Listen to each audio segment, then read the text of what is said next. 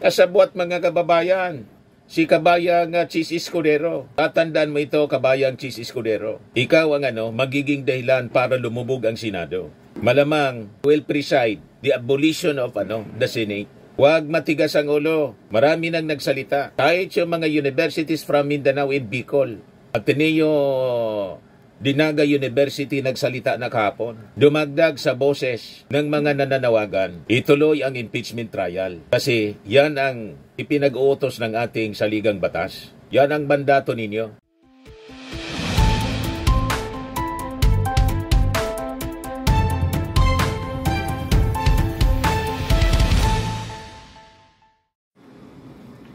Maraynal daw po mga manoy, mga manay. Mga tugang ko sa bilog na Pilipinas, as in sa bilog na mundo.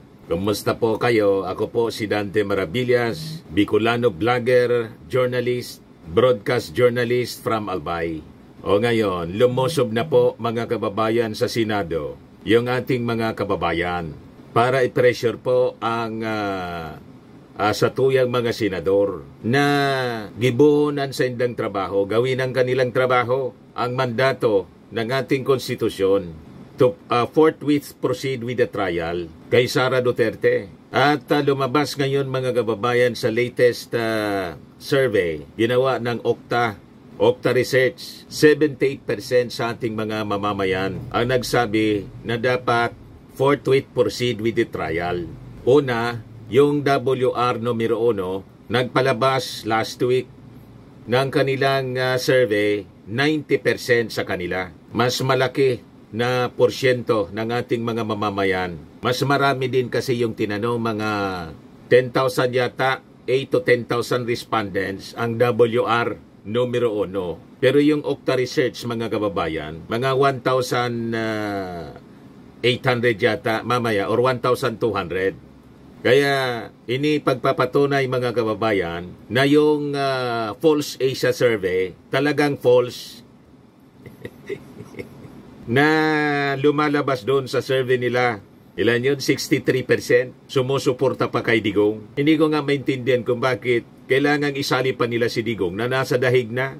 Di ba? Bakit sinasali nila si Digong sa survey? Tatakbo ba siyang presidente? Tumakbo nga pong mayor, hindi siya makapaglingkod as mayor kasi nakakulong. And malamang sa malamang, lifetime na siyang nakakulong. Mga kababayan doon sa ICC. Tapos si Sara, 50% yung approval rating, trust rating niya. Yung ating Pangulo na subsub sa trabaho, 32%. Talagang false. Mga kababayan, False Asia. O ngayon, napapaya na sila. So, unahin ko muna, mga kababayan, itong latest na development kasi ngayong umaga, sumugod na po yung ating mga kababayan sa Senado. 3 araw ito simula ngayon. Base po sa schedule na kanilang pinalabas. Hanggang Wednesday, mga kababayan, June 11, kung saan magdidesisyon yung mga senador. Kung itutuloy ba nila o hindi. Kasi pinafloat nila mga kababayan ang possible impactong dismissal. Kasi ang ibig mangyari ni sila daw magdidesisyon pagbobotohan nila. Sabi ni Chis Escudero. Which is wrong mga kababayan. Sabi ng ating mga constitutionalist, walang ibang option. Base po sa ating konstitusyon, pag na-transmit na sa kanila yung impeachment case, ang pwede lang nilang gawin to forthwith proceed. Wala sa konstitusyon yung forthwith dismiss. Walang ganun po. Kaya pag ipinagpilitan nila ang kanilang unconstitutional action, malamang ma-abolish ang Senado po. May mga grupo na po na nagpo-post para i-abolish na lang yung Senado kasi ayaw magtrabaho base po sa mandato ng ating konstitusyon. So ito ngayon yung mga protesters mga kababayan. ML, so grupo ni Partido Party List ni Laila de Lima. Sila yung nangunguna ngayon. Sundin ang konstitusyon. Impeachment trial ngayon. Atom. Yung Atom po, ito yung nanguna noon, panahon ng EDSA 1. August 21 movement ang ibig sabihin yan. Atom. So parami mga kababayan sa first day, ng protest rally sa harap ng Senado.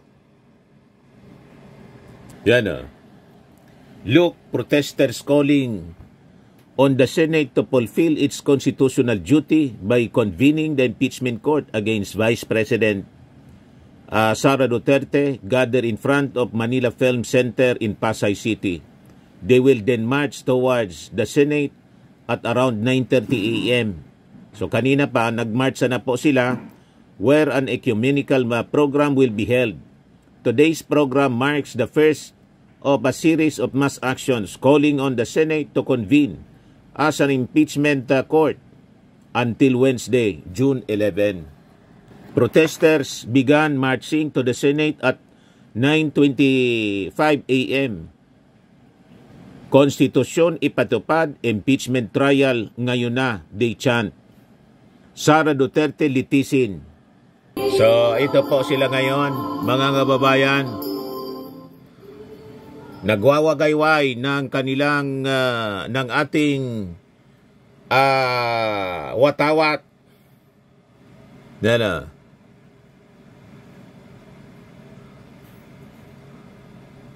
Taksil sa bayan, panagutin. Grupo ng akbayan, mga kababayan. Sentro.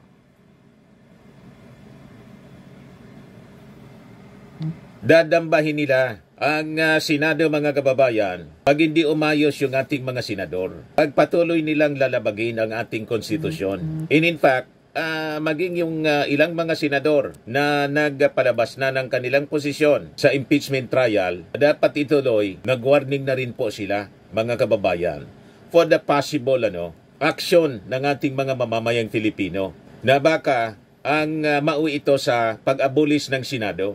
Yan po. Sabi dito sa report ng Abante News Online, dahil sa iso kay Sara, pagbuwag sa Senado sisiklab. Sabi ni Senador Sherwin Gatchalian, baka lalong lumakas na i-abolish kasi ayaw gampanan yung trabaho natin. Ayaw nating magkaroon ng credibility problem. Ayaw nating magkaroon ng integrity issues. Sabi naman po ni Tito Sen, incoming senator, tanungin nyo bakit hindi niya, referring to Chis Escudero, ni-refer ang articles of impeachment noong matanggap niya noong February 5, around 4 p.m. He merely mentioned the receipt, not the proper action. Kasabwat, mga kababayan, si kabayang Chis Escudero. Tatandaan mo ito, kabayang Chis Escudero. Ikaw ang magiging dahilan para lumubog ang Senado. Malamang will preside the abolition of the Senate. Huwag matigas ang ulo. Marami nang nagsalita. Kahit yung mga universities from Mindanao and Bicol, Ateneo Dinaga University nagsalita na kahapon. Dumagdag sa boses ng mga nananawagan, ituloy ang impeachment trial. Kasi yan ang ipinag-uutos ng ating saligang batas. Yan ang mandato ninyo. Sabi ni Senador Win Gatchalian, madalas naririnig natin na ang Senado ay guardian of our democracy. Dapat panindigan natin yan. Ang pinakamahalagang trabaho, ang impeachment proceedings, sabi po niya. Kinastigo naman incoming Senator Vicente Tito Soto si Senate President Francis Chis Escudero kung bakit hindi ni-refer sa Rules Committee na pinamumuonoan ni Tolentino ang Articles of Impeachment kay BP Duterte noong dinala ito ng Kamara sa Senado noong Pebrero. Kaya sabi ni Tito Sen, tanungin ninyo bakit hindi niya ni-refer ang Articles of Impeachment noong matanggap niya noong February 5 at around 4 p.m. He merely mentioned the receipt, not the proper action, diin ni Soto. Taasan pang sinabi ni Soto na dapat i-abolish ang mga senador na ayaw sumunod sa konstitusyon. So, maging si Tito Sen, sabi dito sa report ng Abante News Online, pabor na i-abolish ang Senado. So, tama yung ating sinusulong po. Pag hindi sila umayos, ayaw nilang gampanan yung kanilang na mandato, mga kababayan, under the Constitution. Anong rason? Para manatili ang Senado, mga kababayan. And sa latest survey ng Okta Research, huwag kayong naniniwala doon sa Pulse Asia kasi false talaga po. Na marami pang nagtitiwala kay Digong, kay Sara Duterte. That's false. Ito yung patunay. Yung SWS survey, pagkatapos yung WR numero 1, and this time yung Okta Research. Sabi rito, sa latest survey, mga kababayan, 78% ng mga Filipinos believe VP Sara Duterte needs to go on trial. Kailangan makita natin kung totoong nilostay ni Sara Duterte. Pinagtatakpan niya doon sa ginawang investigasyon ng Kongreso. So, importante mailatag yung mga ebidensya. Kung mahina yung ebidensya po, di acquittal, walang problema yan sa ating mga mamamayang Filipino. Pero i-cover up ninyo, mismong Senado magko-cover up, through motion to dismiss, through a resolution. Pwede ba, sabi ng mga constitutionalist, legal luminaries, hindi pwede na through a resolution, susuwayin natin ang mandato ng konstitusyon. Susuwayin ng Senado. The Senate is not above the Constitution. Kaya nga sa ligang batas, pag ginawa nila, tama lang mga kababayan, i-abolish natin yung Senado. Kasi we are the sovereign Filipino people. We are supreme. All powers emanate from us. So, pwede natin sa ating pagkakaisa, tanggalin ang mga senador. Isara ang Senado and mag-unicameral na lang po tayo pag ganon. Kasi lumalabas ngayon, matitino yung ating mga congressmen. Ang daming bulok na mga senador. Akita ninyo, wala pang trial, may judgment na sila. Acquittal kaagad. Anong klaseng mga senador yan? Ang ating Senado, mga kababayan, pinamumugaran na mga kababayan ng mga bulok ang pag-iisip. Wala sa katinuan. Imagine that. Paano mo nagawang sabihin at gumawa ng pag-uusga na wala pang asunto na pinipresenta? Hindi pa binabasa yung articles of impeachment. Wala pang presentation ng mga ebidensya. Acquittal na agad? Anong klaseng mga senador kayo? Hindi tayo papayag sa ganon, mga kababayan. At natutuwa tayo. Nagsalita na yung mga iba-ibang sektor, including yung mga civic organization, church-based organization, mga nasa academe, iba-ibang yung mga universities, mga deans, professors of the College of Law, ng iba-ibang mga eskwelahan. Mabuhay kayo, magkaisa tayo mga kababayan para suplahin itong mga pagmamalabis nitong mga senador ni Digong, ni Sara Duterte. They're not senators of the Republic of the Philippines. Proud na proud sila ma-identify senador ng Duterte. Wala kayong karapatan to stay in that office, the last bastion of democracy, the Senate. Pag ipagpipilit ninyo, mapipilitan yung ating mga mamamayang Pilipino, i-abolish yung Senado. So ito, kari-release pala ngayon. Okta released its findings early Monday, June 9. Several Catholic faith-based groups, civil society organization, and progressive political parties are mounting a prayer rally aimed at convincing the senators in the 19th Congress to fulfill with their constitutional duty. Hindi sila makapag-fulfill ng minamandato ng batas, di umalis sila dyan, isara natin, padlock natin yan na Senado po. Iniman kanila yan. Ang Senado, mga kababayan, binuo para maglingkod sa ating mga mamamayang Filipino to defend the Constitution, not to defend Sara Duterte or Digong. So sabi dito, a large majority, 78% believe that Vice President Sara Duterte should face a Senate impeachment trial to answer the charges and clear her name. Yun lang naman. Nagyabang pa si Sara Duterte. There will be a bloodbath niya. Ready siya. Pagkatapos, iba naman pala yung intensyon ng kanyang mga kaalyado. So, ang ibig lang sabihin yan, takot sila. Mahirapan sila, mga kababayan, yung mga kaalyado ni Sara. Na-acquit siya. Kaya, ang gagawin nila, i-dismiss na lang without trial. Ang ibig sabihin, napakalakas ng ebidensya. Kasi kung mahina yung ebidensya, dapat confident si Sara. Confident ang mga kaalyado niyang mga senador na dumaan sa trial para finally maklear ang kanyang pangalan at pwedeng kumandidato pa sa 2028. So malinaw po, ang pinapakita nila, ang sinasabi nila iba sa kanilang ginagawa. Kasi ang katotohanan, mahirap po na ma-acquit si Sara pag na-present ng prosecution ang mga ebidensya sa articles of impeachment. Gusto nilang isabotahe po ang impeachment trial at nagsasabotan sila. Only 13% disagreed. So ibig sabihin, itong 13%, ito yung mga DDS, while 9% were undecided.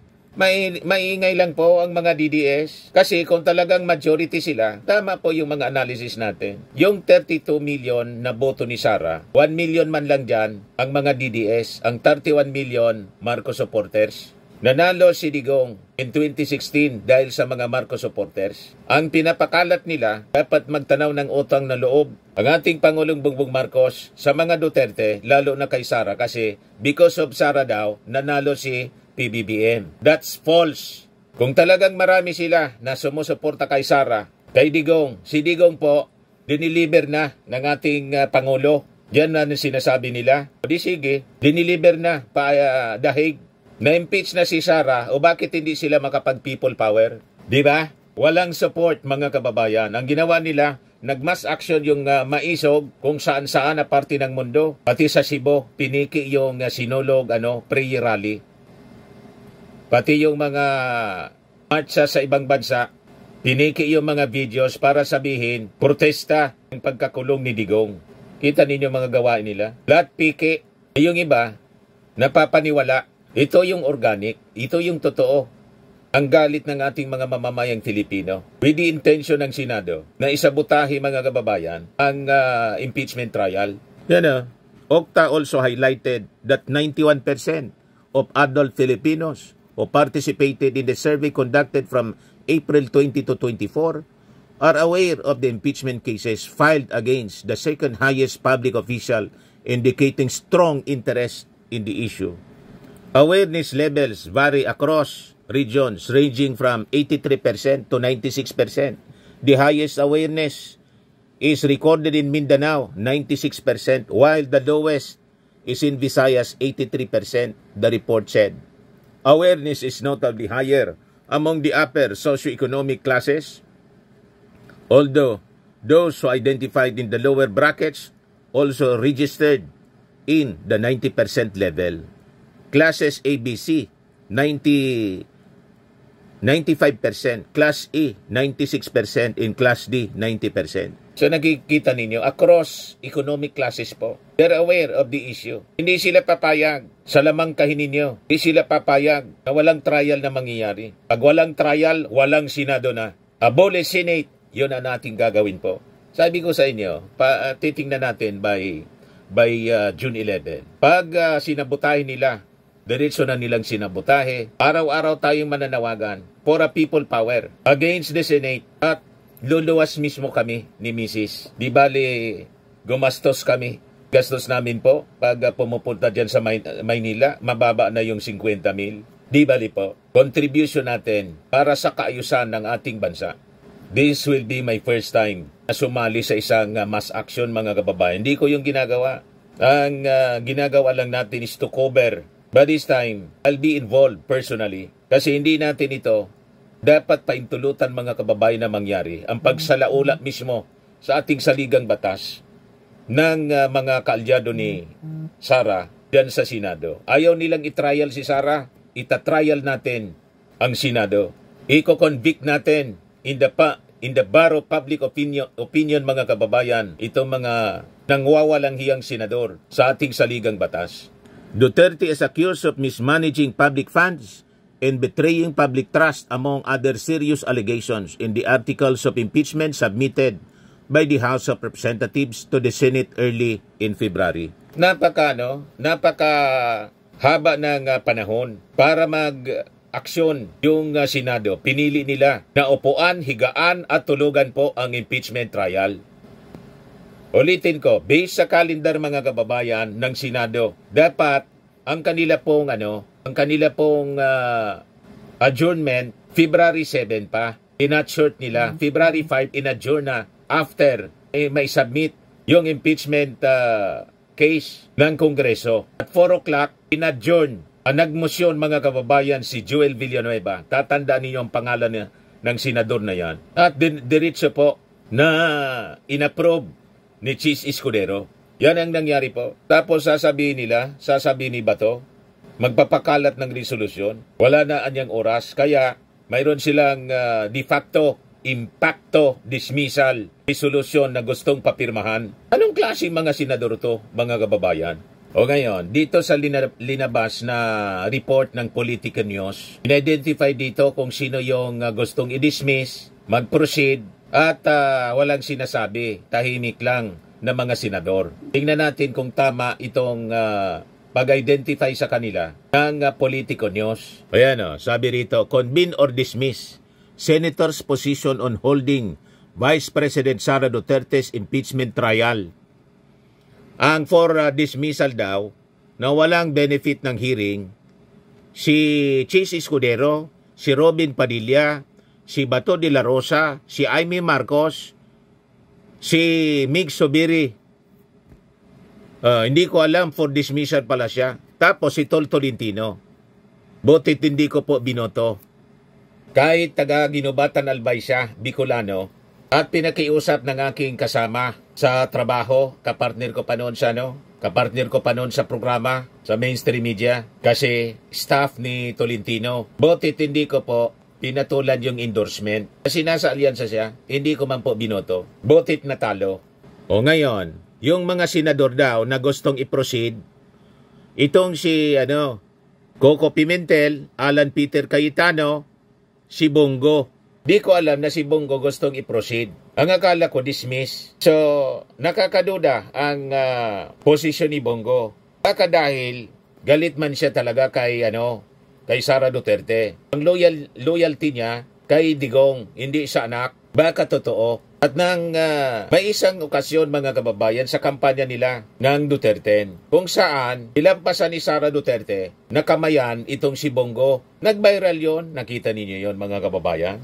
And because of that, baka gusto rin niyang mag-proceed yung impeachment para number 1 siyang senator, siya ang tatakbo sa 2028. May ambisyon din, madaling sabi. Bakit pa niya bibigyan natin ng pagkakataon na makatakbo pa sa pagkapangulo si Sara Duterte? Ako na niyan tatakbo, possibly ganun. O diba? Anyway, niya yung amo ko, si Digong niya nakakulong na. Yan kung hindi siya masama doon sa warrant of arrest na sabi pwedeng ipalabas na ng ICC laban kay Bato, sa kanya mismo, kay Vice President Sara Duterte at iba pang mga PNP officials noong panahon ni Digong. Pero kapag linabas na yon, siguradong i-deliver sila ni PNP Director General Nicolas Torre. Di ba? Erase na sila. Yung mga Duterte and allies, erase na sila sa politika ng ating bansa. That will be the end ng kanilang paghari-hari dito sa ating bansa, mga kababayan. Ang may kagagawan yan, sila mismo. Self-destruction, mga kababayan, ang ginawa nila. Kasi itong kaso sa ICC, consequences ng mga mali nilang aksyon habang sila ay nasa posisyon. Wala man dyan kinalaman yung ating Pangulong Bongbong Marcos sa mga ginawa nilang kasalanan sa ating bayan. Pinopolitika lang nila kasi galit sila sa ating Pangulo. Gusto na nila kasi sila ang mamuno sa ating bansa. Yan ang totoo dyan. So yan po, si Bongo daw. Iwan ko kung tama. Si Jinggoy, alam ko. Tapos si JB kasi nagsalita na siya. Si Jinggoy, May 30 pa, nagsalita na siya. Si Risa, alam na natin. Si Win Gatchalian, alam natin kasi just 2 days ago, nagsabi na siya, dapat matuloy ang impeachment. Si Grace po, hindi natin alam, pero sabi dito sa report ng hindi ko personal alam. Proceed daw. Tapos si Loren Ligarda. So yun ang update. Pwede okay kung gusto nilang proceed. So madaling sabi, siyam ang proceed. 6 ang dismiss. Tapos ang wala pang sinasabi, itong si Mag-inang Villar, si Pia Cayetano, Nancy Binay, Joel Villanueva, Lito Lapid, Bong Revilla, at saka si yung mga datian nito, saka si Raffy Tulfo.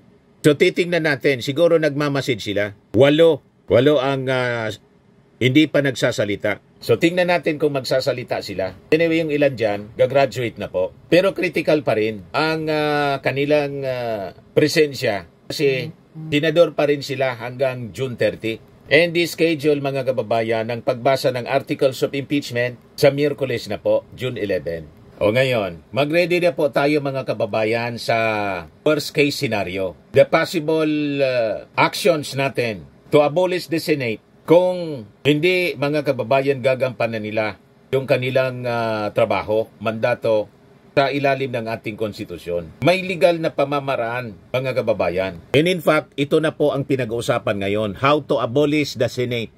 If the Senate acts against the people's interest, the Constitution provides ways to abolish it. Una, pwede nating isupport ang constitutional revision. Establish a unicameral legislature. Constituent Assembly, Congress initiates with 3/4 votes of all its members, voting separately. Pwede rin, mga kababayan, isupport natin Constitutional Convention. A body of elected or appointed delegates is convened. Pwede din nating isupport ang People's Initiative, a petition signed by 12% of voters, 3% from every legislative district.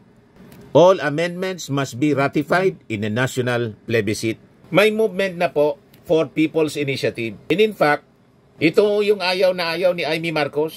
Kinokondina niya kasi ang nagsusulungan niya nito. Pinagdududahan niya si Martin Romualdez. Wala kaming paki kung sinong magsusulong po ng abolition ng Senado to establish a unicameral legislature. Ang importante na sa amin ngayon, mawala yung Senado. Kasi hindi man ninyong ginagampanan ang inyong trabaho. Yung Senado infiltrated na ng mga Duterte senators. Akong mag-isip parang mga kulto. Hindi na nakikita kung ano yung tama, kung ano yung mali. Ang sa kanila, laging tama pag nakaside sa mga Duterte. So, kulto. Mindset ng isang kulto. Wala na sa ayos. Mismong yung ating saligang batas ang sinasalaula. So, we will push for the abolition of the Senate, may pamamaraan under the Constitution. We revised our Constitution and established a unicameral legislature sa pamamagitan ng una, pwedeng Constituent Assembly, Constitutional Convention, People's Initiative. Tayo, mismo ang gagalaw, mga kababayan. Siguro People's Initiative para direkta tayo. We will support the campaign for People's Initiative para tapusin na natin ang pang-abuso ng Senado. So may legal precedent siya. In New Zealand, Sweden, and Denmark have legally abolished their upper houses, not in chaos but through deliberate reform aimed at strengthening accountability and efficiency. Kung nagawa sa ibang bansa, naging maayos po. Bakit hindi natin gawin ngayon? So tama itong post, mga kababayan, ni sino to? 31 million movement. Yan o. Yung mga supporters ng ating Pangulong Bongbong, TPL3, pinost dito. Sabi dito, maganda to. We abolish it by force, not by chaos. Not by force, not by chaos. But by the very constitutional process that the Senate seems so eager to mock. Tama. Under our 1987 Constitution, we the people are sovereign. The Constitution is not a gift from politicians. It is a mandate from us. And in that same Constitution are the tools to abolish the Senate if it no longer serves the Filipino nation. Here's how. First, we can push for constitutional revision to adopt a unicameral legislature. This requires changing Article 6 of the Constitution, which currently mandates a bicameral Congress, the Senate, and the House of Representatives. So may tatlong pamamaraan. Yung unang pamamaraan, yung sinabi ko na sa inyo, Constitutional Assembly, where Congress itself initiates constitutional change requiring 3/4 vote of all its members voting separately. While this may seem unlikely, since senators are unlikely to vote for their own abolition, massive public pressure can force the issue onto the legislative agenda. Wala silang magagawa pag tayo na po ang gumalaw. Pag pinalibutan na natin, yung Senado ipadlak natin, wala silang magagawa. Pag kinaladkad natin sila, tinulak sa sa Ilog Pasig, ilublob natin sa burak ng Ilog Pasig kung saan sila nababagay, wala silang magagawa po. Yan ang tatandaan nitong mga senador. Kala ninyo kung sino kayo? Ang power na nandiyan dyan sa inyo, all powers are emanate from the people. Pinahiram lang sa inyo. Masyado kayong nagmamagaling. Sobrang galing ninyo, mismo na yung ating saligang batas ang binababoy ninyo. Hindi kami papayag, mga senador. Tatandaan ninyo yan, kabayang Chis Escudero. Kahit Bicolano ka, Bicolano din ako. Ikakampanya kita na wag nang iboto sa anumang posisyon na tatakbuhan po ninyo.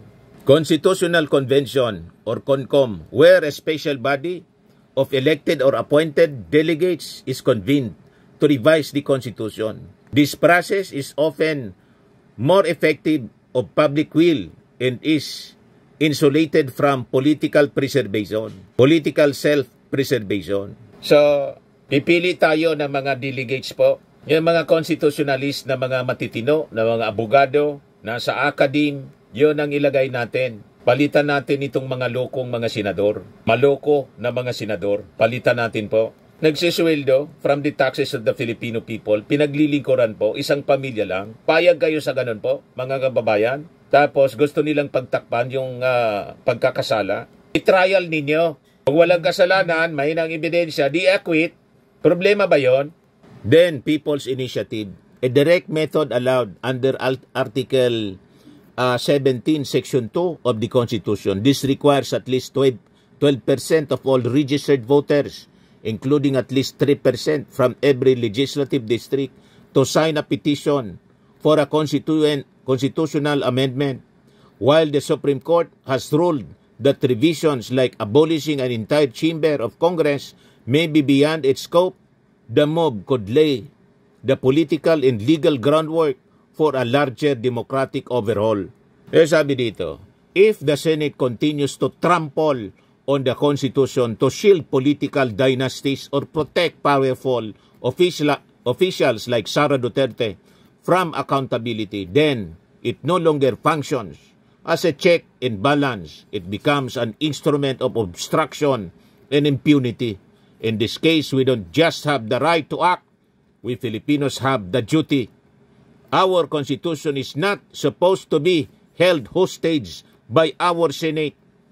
If our Senate betrays public trust, the Filipino people can and should abolish it by law, by vote, by the will of the nation that still believe in democracy.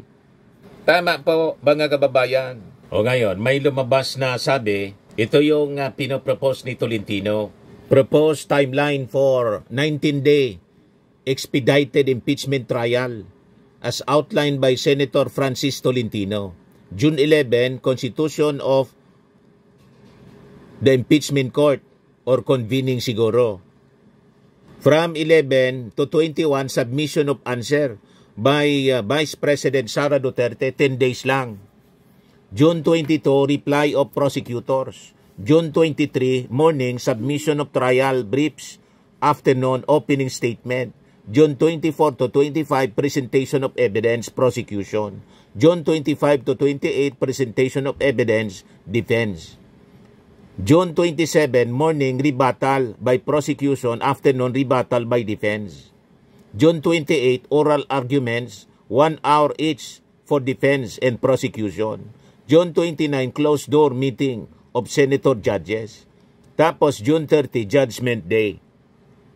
Hindi siya kasi naniniwala sa crossover. So gusto niya, after na laygayin, i-delay ng i-delay yung impeachment trial. Ngayon, gusto niya naman, lightning trial. Para ano ang intensyon? Para kasama pa siguro siya sa pagboto.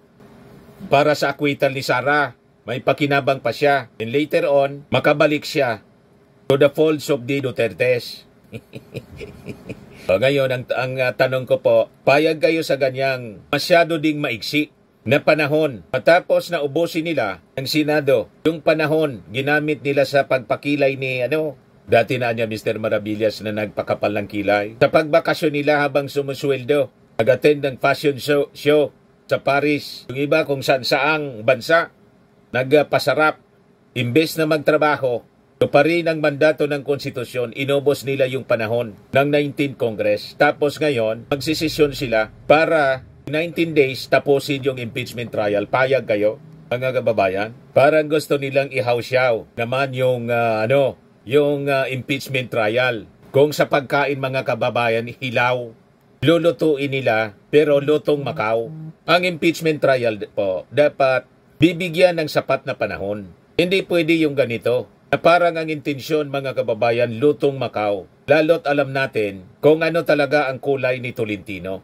Kalyado siya ng mga gustong i-dismiss yung kalinya siya ng gustong i-dismiss yung kaso without trial. Tapos magsasubmit siya ng isang proposal na gawin lang 19 days yung trial po. Na siguradong pag ganyan po, lutong Macau naman mga kababayan. Napakabibigat mga kababayan ang sakdal laban kay Sara Duterte. Article 1, Conspiracy to Assassinate President Marcos, First Lady Lisa Marcos, and Speaker Martin Romualdez. Article 2, Malversation of 612.5 million in confidential funds. Doon pa lang po sa malversation ng confidential funds. Ilang linggo ba yun mga kababayan? Although hindi naman kasi daily yung investigasyon ng Kongreso. Pero mahaba na panahon. Yung ginugol po, isang article of impeachment lang siya. 7 articles of impeachment. Tapos gusto ni Tolentino gawing 19 days lang yung trial. Kaduda-duda mga kababayan ang intensyon ng mga senador na to. Matapos na upuan, higaan, tulugan for 4 months tapos in 19 days gusto nilang tapusin yung trial. Anong klaseng mga tao ito? Article 3, Bribery and Corruption in DepEd. Article 4, Unexplained wealth and failure to disclose assets. So dito po, napakaseryoso itong unexplained wealth. Kasi kailangan mabuksan yung mga bank accounts ni Sara Duterte. May paliwanag saan galing ang milyon-milyon na nakadeposito. Magkano lang naman po ang sweldo ng isang vice presidente.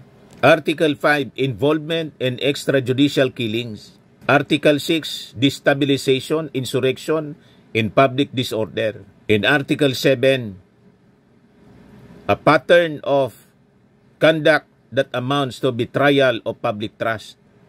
Si Renato Corona po, 3 articles of impeachment. Inabot ng 6 months yung trial. Pagkatapos ito, si Sara Duterte, 7 articles of impeachment. Gustong mangyari ni Tolentino kung tama yung report, mga kababayan, na proposal daw niya. 19 days daw, tapusin na. Anong klaseng trial ang mangyayari mga kababayan pag ganyan? Di ba? Talagang may problema itong mga senador. Huwag tayong papayag sa ganun po. Importanteng malaman ng ating mga mamamayang Pilipino ang katotohanan sa likod ng sakdal na to na kinakaharap ng Vice Presidente. Tama po yung ating mga sinasabi? At itong ating programa mga kababayan, atid sa inyo nitong ating mga sponsors. Fairmax Firming and Lifting Cream. Pinapay po sa mga pulses in affected area. Mainam po ito sa mga pains at paninigas ng mga kaso-kasuan. Ito sa mukha naman yung application, anti-aging, Automax po siya. Ito ay Glow 60 mga kababayan. Whitening po siya. Made in South Korea. Ito naman po, Ningxia Red Mix Fruit Drink. Gawa po siya sa goji berry.